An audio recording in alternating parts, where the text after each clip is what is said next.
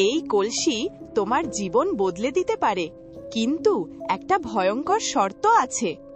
একদিন এক গরিব ছেলে জঙ্গলের ভেতর দিয়ে হাঁটছিল। হঠাৎ সে দেখতে পেল একটা অদ্ভুত পুরনো কলসি। ছেলেটা ধীরে ধীরে এগিয়ে গেল, আর ঠিক তখনই কলসির ভেতর থেকে একটা কণ্ঠ ভেসে এলো। তুমি যা চাইবে আমি তা দিব, কিন্তু সাবধান, কখনো লোভ করো না। ছেলেটা প্রথমে ভয় পেয়ে গেল, কিন্তু তারপর ভাবল এ তো এক জীবনের সুযোগ। সে বলল, আমাকে একটু খাবার দাও। আর মুহূর্তেই তার সামনে হাজির হলো গরম গরম খাবার। ছেলেটা খুশিতে ভরে গেল।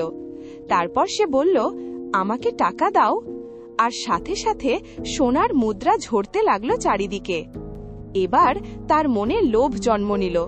সে ভাবল, যদি আরো বেশি পাই, যদি সব সোনা আমার হয়ে যায়। তার চোখে তখন শুধু লোভ। সে চিৎকার করে বলল, আমাকে অনেক সোনা দাও।